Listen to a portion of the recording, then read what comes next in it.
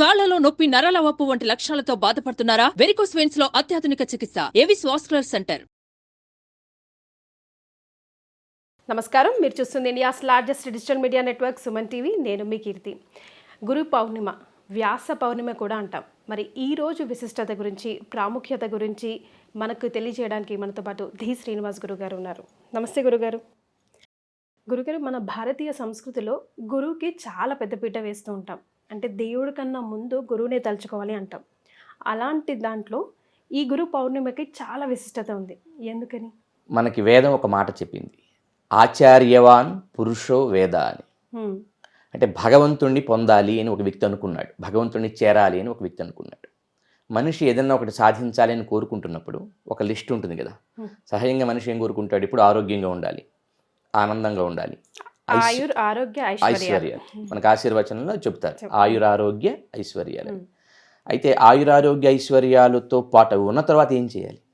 ఆయుష్ బాగుంది, ఆరోగ్యం బాగుంది, ఐశ్వర్యం కూడా బాగుంది. ఈ మూడు నీకుండే ఎనర్జీస్, శక్తులు కదా. వీటిని దేనికి వినియోగించాలి?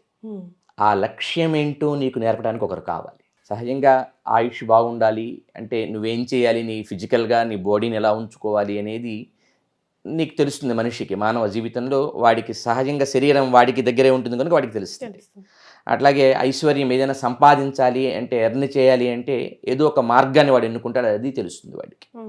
కానీ ఈ వచ్చిన ధనాన్ని, వచ్చిన ఆరోగ్యాన్ని, వచ్చినటువంటి ఆయుష్ని, వీటన్నిటి వల్ల కలిగేటువంటి ఆనందాన్ని, వీటిని దేనికోసం, లక్ష్యం ఏమిటో చెప్పాలి అంటే దానికోసం ఒకరు కావాలి. అట్లా చెప్పేవారినే గురువు అని పిలుస్తాం అన్నమాట. అది మనకే కాదు, ఎప్పుడైనా భగవంతుడు ఈ లోకంలో మనిషిగా అవతరిస్తే, అంటే రాముడిగా, కృష్ణుడిగా అట్లా అవతరిస్తే ఆయనకు కూడా గురువు అవసరమయ్యాడు. అంటే అవసరమయ్యాడంటే ఆ గురువు అవసరాన్ని మనకి చెప్పడం కోసం భగవంతుడు మానవావతారం ఎత్తి వచ్చినా తాను కూడా గురువును శుశ్రూష చేసి, గురువు ద్వారా విజ్ఞానాన్ని పొంది మనకి గురువు యొక్క ప్రాముఖ్యతని, ప్రాధాన్యతని తెలియజేశాడు.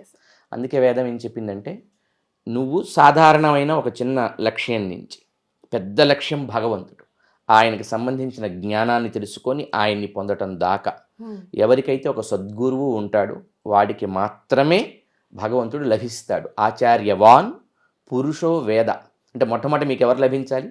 ఆచార్యుడు లభించాలి. అలా లభిస్తే అప్పుడు మీకు పరమాత్మ లభిస్తాడు అని చెప్పి. గురుగారు, ముఖ్యంగా ఈ గురు పౌర్ణమి, ఆషాఢంలో వచ్చే ఈ గురు పౌర్ణమిని వ్యాస పౌర్ణమి అని కూడా అంటూ ఉంటాం. అంటే జనరల్గా మాకు తెలిసిందంతా జగమెరిగిన సత్యం కృష్ణం వందే జగద్గురు, మీ వెనకాల ఉన్నవారు కదా. కానీ ఆయన కన్నా ఎక్కువ ప్రాధాన్యత వ్యాసునికి ఇస్తాం మనం. ఎందుకని? భగవంతుడు మొట్టమొదటి గురువు ఈ సృష్టిలో. ఎలా గురువు అంటే, ఆయన సృష్టిని చేసిన తర్వాత భగవంతుడి నాభి కమలంలో నుంచి బ్రహ్మదేవుడు ఉద్భవించాడు. ఉద్భవించిన తర్వాత బ్రహ్మకి మొట్టమొదట వేదాలను ఉపదేశం చేశాడు పరమాత్మ. అంటే మొదటి చదువు అని వేదానికి పేరు. ప్రా చదువు అంటారంటే తొలి చదువు కనుక దానికి ప్రావాక్ అని పేరు అనమాట వేదానికి.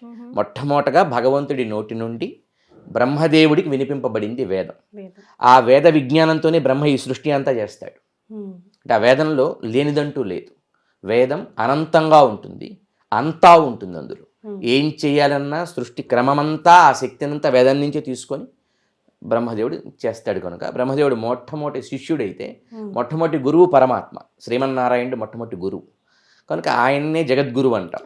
ఆయనే మరల కృష్ణుడిగా అవతరించిన తర్వాత మనకున్న సకల వాంగ్మయం, వేద వాంగ్మయం అంటే వాంగ్మయాన్ని రెండుగా చెప్తారు మన వాళ్ళు.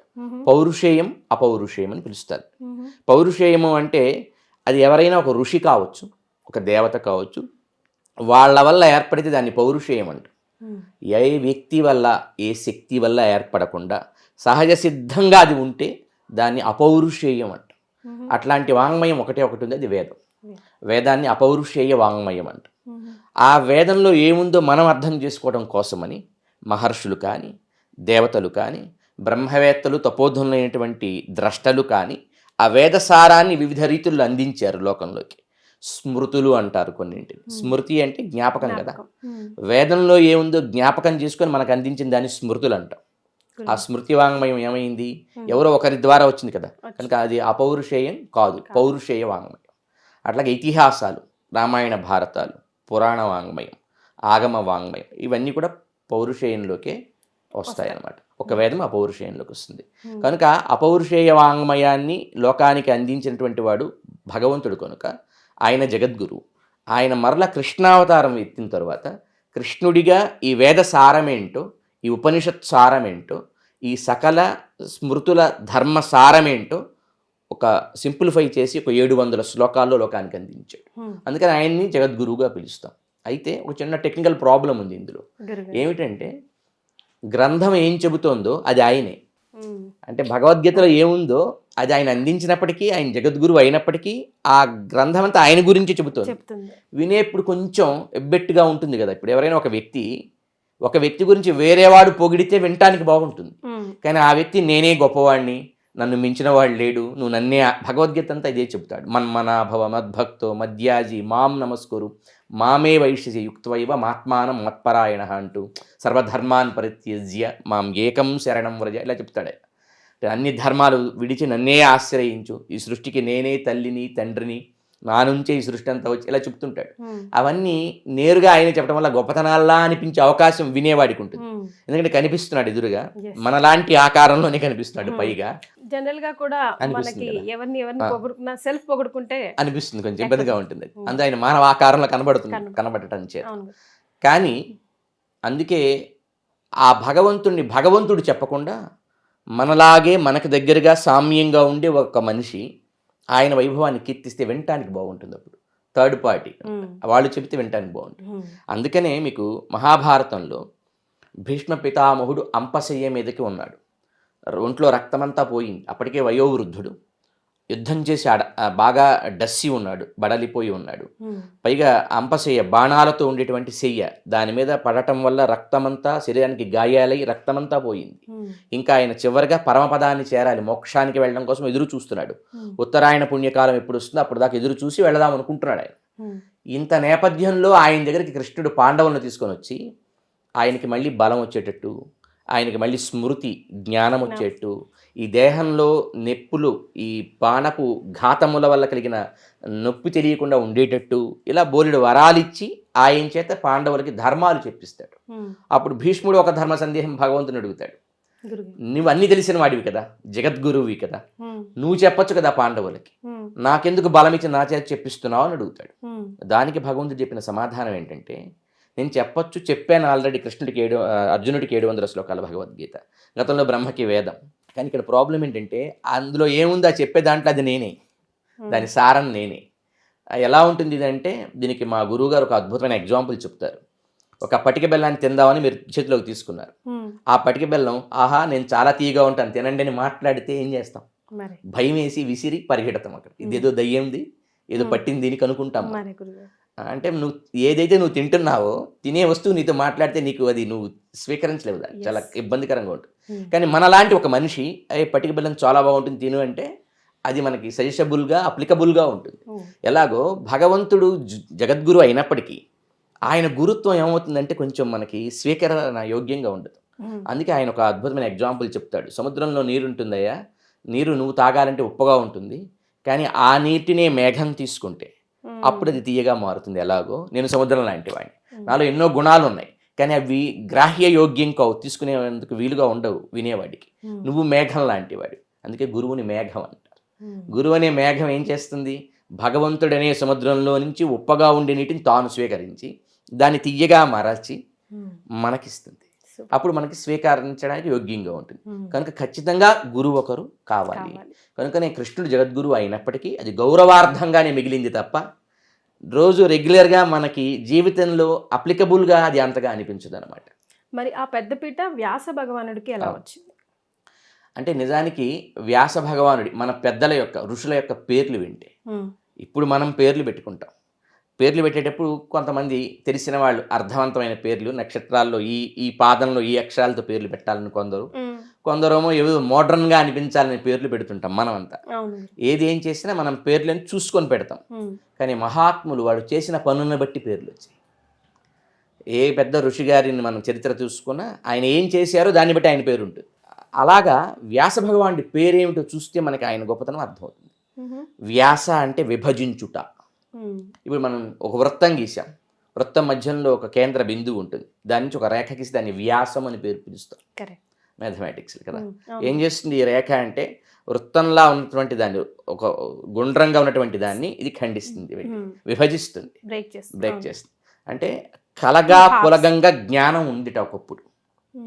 ఆ జ్ఞానాన్ని మనకు అందించే అపౌరుషేయాలైనటువంటి వేదాలు కలిసిపోయి ఎక్కడే ఉంది ఒక క్లారిటీ లేదు, దాన్ని మొత్తం విభజించి ఇప్పుడు చెల్లా చెదురుగా చిందరవందరగా ఉన్న ఇంటిని సర్ది ఆర్గనైజ్డ్గా పెట్టే పని ఎలా అయితే మనం ఇంట్లో చేస్తూ ఉంటామో జ్ఞానంలో ఆ పని చేశాడు ఆ మహానుభావుడు.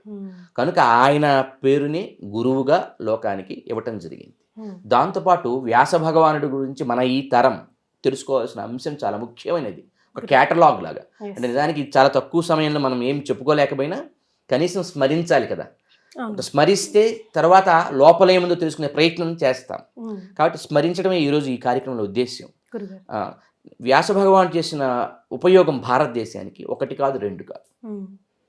వ్యాస భగవానుడే లేకుండా ఉంటే అసలు మన దేశం ప్రపంచంలో నిలబడేదే కాదు, మన దేశంలో విజ్ఞానం అనేది నిలబడేది కాదు. ఒకటి కాదు, ఎన్నో రకాల విజ్ఞానాన్ని ఆయన మనకి వాంగ్మయం ద్వారా, పౌరుషేయ వాంగ్మయం ద్వారా అందించాడు. ఆయన చేసిన కార్యాలు ఒకసారి తలుచుకుందాం. మొట్టమొదటిది, వేదములను విభజించాడు. వ్యసతీతి వ్యాస. వేదములను విభజించి ఇది ఋగ్వేదం, ఇది యజుర్వేదం, ఇది సామవేదం, ఇది అథర్వవేదం అని వాటికి ఒక నిష్కర్ష చేశాడు ఆయన. కనుక ఆయన వేదవ్యాసుడు అని పిలుస్తారు. వేద విజ్ఞానాన్ని మనకు అందించాడు. అయితే అందించిన తర్వాత ఆ వేదంలోనే ఉపనిషత్ భాగములని ఉంటాయి. వేదం రెండు రకాలుగా ఉంటుంది, కర్మకాండ, జ్ఞానకాండ అని. భౌతిక జీవితంలో మనిషి ఏం చేయాలో చెబుతుంది వేదం. అంటే మనకి ఒక గురువు గారు చేసిన పని గొప్పదని తెలిసేటప్పుడు ఆ పని ఏంటో కూడా తెలియాలి. అసలు వేదం అంటే ఏంటి మనందరం మాట్లాడతాం, రోజు మాట్లాడుతున్నాం. సామాన్యమైన ప్రజల్ని వేదం అంటే ఏమిటి అంటే అవేవో అర్థం కాని మంత్రాలు, గొళ్ళల్లో అయ్యవార్లు పూజారులు చదివే మంత్రాలు, అంతవరకు తెలుసు. ఏమిటి వేదం అంటే? విద్ అని ఒక ధాతువు. విద్ అంటే తెలియచేయునది. దేన్ని తెలియచేయాలి మనిషికి అంటే ఏదైతే మనిషి తన స్వప్రయత్నంతో తెలుసుకోలేడో దాన్ని తెలియచేయాలి. మన కళ్ళు ఉన్నాయి, అది చెట్టురా అని వేదం చెప్పిందంటే నవ్వుతాం మనం. ఎందుకు అది చెప్పాలి? మనకి తెలుస్తుంది కళ్ళు ఉన్నాయి, చెట్టు ఆకుపచ్చగా ఉంది అని తెలుస్తుంది. అంటే కంటి ద్వారా, చెవి ద్వారా, ముక్కు ద్వారా, మనకుండే కర్మేంద్రియాల ద్వారా, జ్ఞానేంద్రియాల ద్వారా కొన్ని విషయాలను మనం ప్రత్యక్షంగా తెలుసుకుంటాం. దీనికి పేరు ప్రత్యక్ష జ్ఞానం అని. నేరుగా తెలుసుకుంటాం. ఈ తెలుసుకోవటం వల్ల ఒక నాలెడ్జ్ వస్తుంది కదా. దీంతో కొన్నింటిని ఊహిస్తాం. అక్కడ ఎవరో మాట్లాడుకుంటే శబ్దం వినపడుతుంటే శబ్దం ఉండాలి అంటే ఎవరో ఉండాలి, అక్కడ ఎవరో ఉన్నారు అనుకుంటాం. అక్కడ పొగ వస్తుంటే అక్కడ ఏదో ఉంది, పొగ వస్తుంది అనుకుంటాం. అంటే ప్రత్యక్షంగా వచ్చే జ్ఞానం ద్వారా కొన్నింటిని ఊహిస్తాం. దీనికి అనుమాన ప్రమాణం అని పేరు. ఈ రెండింటికి తెలియని విషయాలు చాలా ఉన్నాయి. భగవంతుడు ఎలా ఉంటాడు? ప్రత్యక్షంగా తెలియదు, ఊహకి తెలియదు. అసలు మన ఆత్మ ఎలా ఉంటుంది, స్వరూపం ఏంటి, స్వభావం ఏంటి, ఎక్కడుంటుంది, ప్రత్యక్షంగా తెలియదు, అనుమానానికి ఊహకి తెలియదు. అంటే ప్రత్యక్ష ప్రమాణం వల్ల కానీ అనుమాన ప్రమాణం వల్ల కానీ తెలియబడని అతీంద్రియమైన విషయాల గురించి చెప్పేదేదో అది వేదం. అంత గొప్పదన్నమాట. ప్రత్యక్షేణ అనుమిత్యేవ యస్తు ఉపాయో న విద్యతే ఏవం విదంతి వేదేన తస్మాత్ వేదస్య వేదత అని యాస్కుడు అనే మహానుభావుడు దానికి నిర్వచనం ఇస్తాడు అనమాట. ప్రత్యక్ష ప్రమాణం వల్ల కానీ అనుమాన ప్రమాణం వల్ల కానీ ఏది తెలియబడదు అది వేదం. ఆ వేదంలో ఏముంటుందంటే అన్నీ ఉంటాయి. నీ ఊహకు అందని అతీంద్రియ విజ్ఞానం, లోకాలు ఎలా ఉన్నాయి, అసలు నీ కర్మలు ఎలా ఉన్నాయి, నిన్ను సృజించిన భగవంతుడు ఎట్లా ఉంటాడు, ఇవన్నీ అందులో చెప్పబడుతుంది. అంత ఇంపార్టెంట్ వేదం కలగాపులగం అయిపోతే మనం కన్ఫ్యూజ్ అయిపోమా? కనుక దానికి ఒక క్లారిటీ ఇచ్చి ఈ పార్ట్ని ఇంతవరకు ఎలా పిలవాలి, దీన్ని ఎలా పిలవాలి, దీన్ని ఎలా పిలవాలి, దీని ఉపయోగం ఇది, దీన్ని వినియోగం ఇది అనే నిర్ధారణ నిర్దేశము చేసిన మహానుభావుడు. కనుక అది ఆయన చేసిన మొట్టమొదట గొప్ప పని. వేదవ్యాసుడు అనే పేరు ఆయనకి తెచ్చిపెట్టింది అనమాట. ఇక రెండవది, ఈ వేదంలో ఉండే ఉపనిషత్తులు జ్ఞానకాండ, కర్మకాండ. మన జీవితంలో ఏం చేయాలి చెప్పేది కర్మకాండ అయితే, ఈ జీవితం వదిలిన తర్వాత ఈ ఆత్మ శాశ్వతంగా ఎక్కడికి వెళ్ళాలో చెప్పేదంతా జ్ఞానకాండ. ఆ చెప్పే భాగాన్ని ఉపనిషత్తులు అంటారు. ఆ ఉపనిషత్తులకి ఆ రోజుల్లో అంటే ద్వాపర యుగం సమయానికి ఒక్కొక్క ఋషి గారు ఒక్కొక్క రకమైనటువంటి మీనింగ్ చెప్తూ ప్రజల్లో డిఫరెంట్ కైండ్ ఆఫ్ పాత్స్ని క్రియేట్ చేసి వాళ్ళు వెళ్తున్నారు. పబ్లిక్ అంతా కన్ఫ్యూజ్ అయిపోతున్నారు. ఒక ఋషి ఇలా అంటాడు, ఒక ఋషి అలా అంటాడు, ఇంకొక ఋషి ఇంకొకలా చెప్తాడు. ఏది పాటించాలి తెలియదు, కన్ఫ్యూజ్డ్ ప్రజలంతా. ఆ సమయంలో వ్యాసుల వారు ఈ ఋషులందరినీ ఒక చోటకి పిలిచి ఒక పెద్ద సభ పెట్టి ఎక్కడైతే డౌట్స్ ఉన్నాయో, ఎక్కడైతే కన్ఫ్యూజన్ ఉందో దాన్ని క్లియర్ చేస్తూ ఒక చర్చ సాగించి ఆయన కొన్ని సూత్రములను రచించాడు. ఇది ఆయన చేసిన రెండో గొప్ప పని అనమాట. అంటే ఏంటి ఆ నాలెడ్జ్ సూత్రాల గురించి? వాటి పేరే బ్రహ్మసూత్రములు అంటారు. బ్రహ్మ అంటే పరమాత్మ, పరమాత్మ గురించి నిర్ధారణగా చెప్పేవేవో ఈ వేదములలో ఉపనిషత్తులలో ఉండేటువంటి డిస్కషన్ అనమాట. వాటిలో ఉండే కన్ఫ్యూజన్ని పోగొడుతూ చెప్పాడు. అవి సూత్రానికి ఒక అర్థం చెబుతారు పెద్దవాళ్ళు. అల్పాక్షరం, అసందిగ్ధం, సారం, సూత్రం, సూత్రవదో విదుహు అంటారు అనమాట. అంటే అక్షరాలు తక్కువ ఉంటాయి వాటిలో, స్పష్టత ఎక్కువ ఉంటుంది వాటిలో, చాలా అందమైనటువంటి కూర్పు అందులో ఉంటుంది అనమాట. ఒక మంగళకరమైన కూర్పు అందులో ఉంటుంది. అట్లాంటి బ్రహ్మసూత్రములను వారు లోకానికి అందించారు. ఇది ఆయన చేసినటువంటి రెండవ గొప్పతనం అనమాట. ఇక దాంతోపాటు 18 పురాణాలను ఇచ్చాడు ఆయన లోకానికి. పురాపి నవం పురాణం అని పురాణం గురించి చెప్తారు. అంటే అది ఎప్పటిదో ఎప్పటికీ క్రొత్తగానే ఉంటుంది. కొన్ని వస్తువులు పాతబట్టం, కొన్ని అంశాలు పాతబట్టం ఉండదు కదా. నిత్య నూతనం, యూనివర్సల్ ట్రూత్స్ అంటాం వాటిని. అవి ఎప్పుడూ నూతనంగానే ఉంటాయి, ఎప్పుడు మనిషికి అవసరపడతాయి. అట్లాంటి విజ్ఞానాన్ని మనకు అందించేవి ఒక 18 పురాణాలు. 17 వ్యాసుల వారు చెప్పారు, రాశారు. ఒకటి వాళ్ళ నాన్నగారు రాశారు. అంటే వాళ్ళ నాన్నగారు అయినటువంటి పరాశర మహర్షి విష్ణు పురాణాన్ని రాశారు. అయితే మనం తండ్రి గారి ఆస్తి తర్వాత కొడుకు సంక్రమించినట్టుగా చెప్పేటప్పుడు పెద్దలంతా కూడా 18 పురాణాలని వ్యాసుల వారు అనుగ్రహించారని చెబుతూ ఉంటారు. విష్ణు పురాణం పరాశర మహర్షి వల్లే తనకు అందిన వ్యాస భగవానుడి ధనం కానీ దాన్ని కూడా చెప్తారు. 18 మద్వయం, భద్వయం చైవ, భ్రత్రయం వా చతుష్టయం, అనాపలింగ కూస్కాని పురాణాన్ని పృథక్ పృథక్ అని మకారంతో ఒక 2 పురాణాలు చెప్పేటైనా. మార్కండేయ పురాణం, మత్స్య పురాణం. మద్వయం, భాద్వయం, భాతో 2 చెప్పాడు. భాగవతం, భవిష్యోత్తర పురాణం. భ్రాత్రయం, భ్రాతో 3 చెప్పాడు. బ్రహ్మపురాణం, బ్రహ్మాండ పురాణం, బ్రహ్మవైవర్త పురాణం. వా చతుష్టయం, వాతో 4 చెప్పాడు ఆయన. వాయుపురాణం, వామన పురాణం, విష్ణు పురాణం, వరాహ పురాణం. అనాపలింగ కూస్కాని పురాణాన్ని పృథక్ పృథక్. ఆ అగ్నిపురాణం, నా నారద పురాణం, పా పద్మపురాణం, లి లింగ పురాణం, గా గరుడ పురాణం, కు కూర్మ పురాణం, స్కా స్కంద పురాణం. ఇట్లా 18 పురాణాలు. ఏమిటి పురాణాలు? ముసలమ్మలు చదివేవా? పెద్దవాళ్ళ పుణ్యం కోసం ఏదో గుళ్ళల్లో చదువుకునేదే కాదు. అనంత సృష్టి విజ్ఞానం పురాణాల్లో లేనిది లేదు. ఒక శిల్పశాస్త్రం గురించి పురాణాల్లో ఉంది, రసాయన శాస్త్రం గురించి పురాణాల్లో ఉంది, వృక్షశాస్త్రం గురించి, లోహ శాస్త్రం గురించి, చివరికి వైమానిక శాస్త్రం గురించి, ఆయుధ నిర్మాణాల గురించి, ఒక గృహాల యొక్క నిర్మాణం ఎలా ఉంటే దాంట్లో ఎలాంటి ఉపయోగం ఉంటుంది చెప్పేటువంటి వాస్తు విజ్ఞానం గురించి, కాలాన్ని సమయాన్ని గణన చేసి చేయవలసిన పనులు వాటి వల్ల లభించే ఫలితాల గురించి చెప్పేటువంటి జ్యోతిష్య విజ్ఞానం అందులో ఉంది. అలాగే మనిషి ఆరోగ్యానికి పనికొచ్చేటువంటి ఆయుర్వేద విజ్ఞానం అందులో ఉంది. What not. చివరికి ఒక బేబీ, ఒక చిన్న కణం తల్లి గర్భంలో ఫామ్ అయినప్పుడు ముందు ఎప్పుడు ఎముకలు వస్తాయి, ఎప్పుడు కాళ్ళు వస్తాయి, ఎప్పుడు కళ్ళు వస్తాయి అండి ఆ క్రమం కూడా అగ్నిపురాణంలో చెప్పబడింది. కానీ అందరికీ ఫీజిబుల్ కాదు కదా. దానికి రీజన్ ఏమిటి అంటే పురాణాలని కేవలం పుణ్యం అనే భావంతో కొందరు చెప్పడం, అది సంస్కృత భాషలో ఉండటం మొదటి కారణం. సంస్కృతం భారతీయ జనజీవనం నుంచి దూరం అవటం రెండవ కారణం. 3 కొందరు రిప్రజెంటేటివ్స్ వాటిని చెప్పేటప్పుడు ఇట్లాంటి టెక్నికల్ సబ్జెక్ట్ పబ్లిక్కి ఇంట్రెస్ట్గా ఉండదు కనుక వాటిని చెప్పకుండా స్టోరీస్లా ఉండేవో, కథల్లా ఉండే వాటినే లోకానికి ఎక్కువగా అందించటం వల్ల కూడా అందులో ఏముందో తెలియక కేవలం కథలుంటాయేమో అనే భావన మనకు ఏర్పడింది. కానీ ఒరిజినల్ స్క్రిప్చర్స్ని మనం కనుక దగ్గరికి తీసుకొని చదవగలిగితే అద్భుతమైన విజ్ఞానం. అంటే ఒక మానవ జీవితానికి ఏం కావాలో అంత విజ్ఞానాన్ని వ్యాసుల వారు అందించారు. ఈవేళ తెలుసో తెలియకు మనం పాటిస్తున్నాం. అంటే హిందూ సమాజం, అది దక్షిణ భారతదేశం కావచ్చు, ఉత్తర భారతదేశం కావచ్చు, మన భారతీయులు ప్రపంచంలో ఎక్కడుంటే అక్కడ కావచ్చు, మనల్ని చూసి తెలియకుండానే మన నుంచి కొన్ని బాగున్నాయని ప్రపంచంలో ఇతర జాతులు, ఇతర దేశాలు తీసుకున్న మంచి అలవాట్లు కావచ్చు, ఇవన్నింటికి మూలం వ్యాసుల వారి విజ్ఞానమే.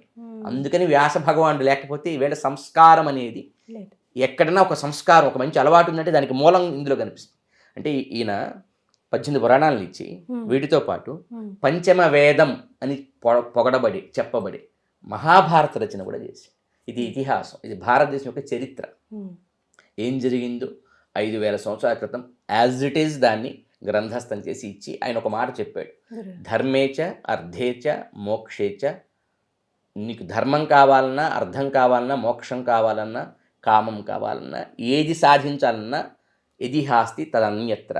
నేను చెప్పిన ఈ భారతంలో దొరికేదే ఇంకెక్కడైనా కనపడుతుంది ఈ ప్రపంచం. ఆయనే దాని మీద ఎంత కాన్ఫిడెంట్గా ఒక మాట చెప్పారంటే, ఈ 4 టాపిక్స్లో నువ్వు ఏ నాలెడ్జ్ కావాలనుకున్నా ఇతిహాస్తి తదన్యత్ర, నేహాస్తి నతత్ క్వచిత్. ఇందులో ఉన్నదే ఇంక ప్రపంచంలో ఎక్కడైనా కనబడుతుంది, ఇందులో లేనిది ఇంకెక్కడా కనపడదు అని భారతానికి చెప్పారంటే భారతం అంత గొప్పది. అలాంటి భారతాన్ని కూడా ఆయన మనకి అందించాడు. ఇక ఈ భారతంలో 2 భారతదేశానికి చాలా ముఖ్యమైనవి. ఏమిటవి 2 చాలా చాలా ముఖ్యమైనవి అంటే, భారతానికి ఒక పేరు ఉంది, భారతం అంటున్నాం కదా, భారం బరువు వల్ల ఆ పేరు వచ్చింది. మహత్వాత్ భారవత్వాత్ మహాభారతం ఉచ్యతే అంటారు. గొప్ప, ఇప్పుడు బరువు అంటే ఏదైనా ఒక రాయిని పెడితే అది కూడా వెయిట్, అవును గురుగారు, కానీ దానికి మహాత్మ్యం ఉండదు రాయికి. అంటే బరువు ఉండాలి, ఆ బరువుకి చాలా మాహాత్మ్యం ఉండాలి. ఒక మాహాత్మ్యం కలిగిన బరువు, దృఢిష్టత ఘనిష్టత ఎందులో ఉందో అది భారతం. రెండింటి వల్ల భారతానికి 1,25,000 శ్లోకాల గ్రంథం భారతం. ప్రపంచంలోనే అంత పెద్ద ఇతిహాసం లేదు ఇంకెక్కడ. అలాంటి దాంట్లో ఇంత మొత్తానికి బరువు దేనివల్ల వచ్చిందంటే రెండింటి వల్ల. ఒకటి భగవద్గీత, 2 విష్ణు సహస్రనామాలు. ఈ 2 భారతంలోనే ఉన్నాయి. ఈవేళ మనం ఒక కష్టం పోవాలని ప్రపంచంలో ప్రతివాడు పారాయణ చేసే విష్ణు సహస్రనామం భారతం నుంచి వ్యాస భగవానుడు మనకు అందించింది. రెండవది, భూమి మీద మొలకెత్తే ఏ ప్రశ్నకైనా సమాధానం చెప్పేది, సకల వేద సారమైనది, భగవంతుణ్ణి జగద్గురువుగా మనకు అందించిన భగవద్గీత 700 శ్లోకాలు. 2 వ్యాస భగవానుడి అనుగ్రహం వల్ల మనకు అందే భారతం ద్వారా. ఇది ఆయన చేసినటువంటి మరో గొప్ప పని. 2 మనిషికి శాంతి లేక మనిషి విలవెల్లాడిపోకుండా ఉండటం కోసం భాగవతము అనేటువంటి దాన్ని పురాణ తిలకంగా ఆ మహానుభావుడు మనకు అందించాడు. కనుక ఇంత విజ్ఞానం వ్యాస భగవాన్ వల్ల అందింది. కనుక గురువు అనే పదానికి సార్థక నామధేయుడు. భారత జాతి ప్రతి ఒక్కరూ ప్రతిరోజు మొక్కవలసిన, స్మరించుకోవలసినటువంటి గురువు వ్యాస భగవాన్. మరి అలాంటి గురువు మనం ఎందరినో, ఈ రోజుల్లో ఎందరో గురువులు వచ్చారు గురుగారు. మరి అలాంటి గురువుకి ఎలాంటి లక్షణాలు ఉండాలి అంటే, మనం భగవంతుడి కన్నా పెద్దపీట వేసే గురువుకి ఎలాంటి లక్షణాలు ఉండాలి, ఎలాంటి వారిలో మనం గురు లక్షణాలు వెతుక్కొని ఆయన్ని గురువుగా చేసుకోవాలంటారు? అంటే ఇప్పుడు నిజానికి కొంతమంది నమ్మకం చాలా ముఖ్యం, మనం దేన్ని నమ్మితే అది మన నమ్మకం మన వరకు అనుకుంటాం, మంచిదే.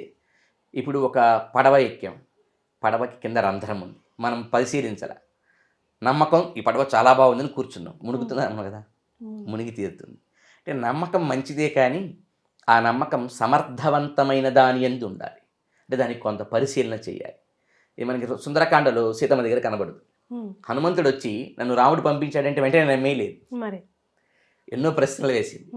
రాముడు ఎలా ఉంటాడు చెప్పు, ఆయన యొక్క చిహ్నములు ఏంటి చెప్పు, ఆయన గుర్తులు ఏంటి చెప్పు అని బోలెడు ప్రశ్నలు వేసి పరిశీలించి పరీక్షించాకే రామదూత ఇతను అని నమ్మి, అప్పుడు ఆవిడ ఏం చేయాలో ఆయన ఆశ్రయించి ఆయనకి ఏం చెప్పాలో అవన్నీ చెప్పి, ఈ పరీక్షా గుణం కూడా బాగుపడాలనుకునే వాడికి ఉండాలి. ఎప్పుడైతే నేను పరిశీలించకుండా పరీక్షించకుండా నమ్మేస్తానంటాము, విచిత్రం ఏంటంటే ఒక పూట వండితే సాయంకాలం తర్వాత అరిగిపోయేటువంటి కూరగాయల్ని పరిశీలిస్తాము, 4 రోజులు కట్టుకుంటే తర్వాత పాడైపోయే బట్టలని పరిశీలించి వేసుకొని టెస్ట్ చేస్తాం. కానీ మనం ఒకరిని బిలీవ్ చేసి ఆయన చెప్పినట్టు జీవితంలో నడవాలంటే ఎంతో ముఖ్యమైన విషయం ఇది, అసలు అన్నిటికంటే ముఖ్యమైన విషయం ఇది. దీనికి అతడిని ఎలాంటి గుణాలు ఉండాలి అనేది చాలా ప్రధానమైన ప్రశ్న. ఒక బంగారం అంటే దానికి కొన్ని లక్షణాలు ఉంటాయి, వజ్రం అంటే కొన్ని లక్షణాలు ఉంటాయి, ప్రతి వస్తువుకి కొన్ని గుణములు ఎలా ఉంటాయో గురువుకి కూడా కొన్ని ఉంటాయి. గురువు అంటే ఏమిటి, మనకు సహాయంగా ఏం చెప్తారు, మనకి అందరికీ తెలిసిన విషయం ఇది. గుశబ్ద అంధకారస్య, ఋశబ్ద తన్నిరోధక, అంధకార నిరోధిత్వాత్ గురుశబ్ద ఇత్యభిధీయతే అని సహజంగా అందరూ చెప్తారు. గు అంటే అజ్ఞానం అని, ఒక అంధకారం చీకటని. రు అంటే దాన్ని పోగొట్టేవాడు, అంధకారం అజ్ఞానం అని, అంధకారాన్ని పోగొట్టేవాడు ఎవరు, ఆయన గురువు అని అందరూ చెప్తారు.